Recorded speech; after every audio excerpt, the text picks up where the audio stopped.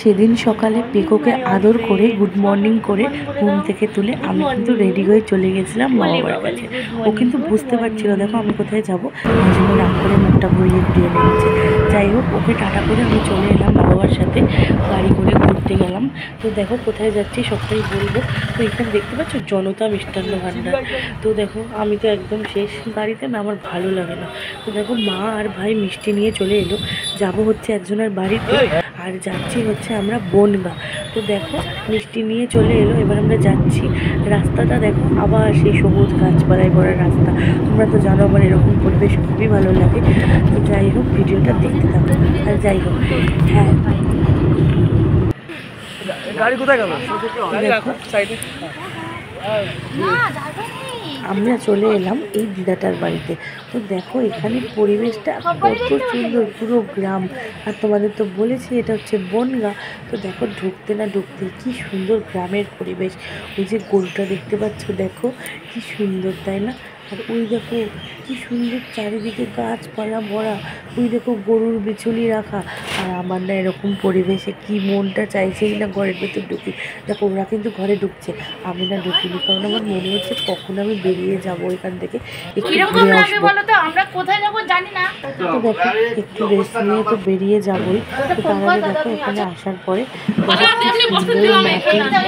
তোমাদের কার কার এরকম ভালো লাগে আমাকে কমেন্টে কিন্তু জানিও। আর এই দেখো কি সুন্দর ঘরের মধ্যে দেখো কাপড় দিয়ে, বিশ্বাস করো শহরে আমরা থাকি বটে, কিন্তু এই যে এই পরিবেশগুলো না আমার খুব ভালো লাগে, বিশ্বাস করো খুব ভালো লাগে। আর দেখো কত সুন্দর টিপটপ করে গুছানো গাছানো করে রাখা। আর দেখো এইখানটা হলো সবার ঘরের শান্তির জায়গা। তো দেখো ভিডিওর মধ্যে এইটা থাকবে না সেটা কি হয়? দেখতে পাচ্ছ কত সুন্দর কাপড় দিয়ে ওপরটা করে রেখেছে। আর এই দেখো চারিদিকে কত সুন্দর গাছপালা, পুরো সবুজ সবুজ গাছপালা। তো দেখো, আর এই দেখো গরুটা বাঁধা আছে, আর এইগুলো দেখছো গোবর দিয়ে রেডি করে রেখেছে, এগুলো রান্না করে ওরা। তো আমরা যারা শহরে থাকি তাদের কাছে মানে এরকম পরিবেশটা খুবই ভালো।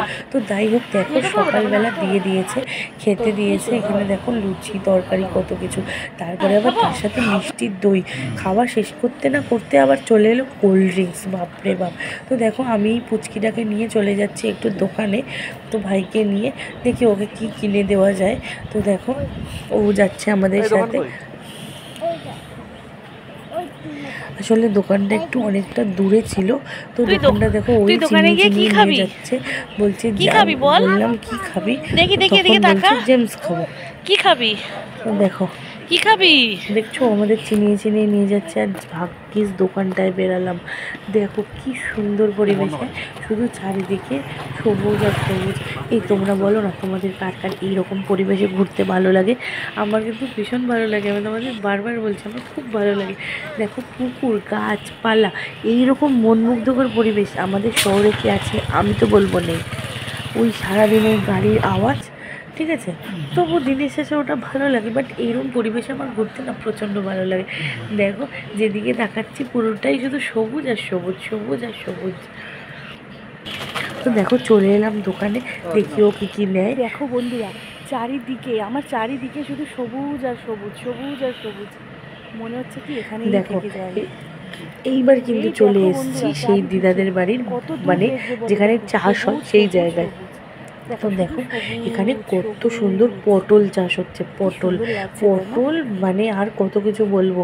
তারপরে ওখানে কোথাও লাউ চাষ হচ্ছে, কোথাও পটল, কচু। দেখো মানে চারিদিকে শুধু এই দেখো পটলটা কত সুন্দর হয়ে আছে। আর দেখো পটল এখানে এসে তুলবো না সেটা কি কখনো হয়?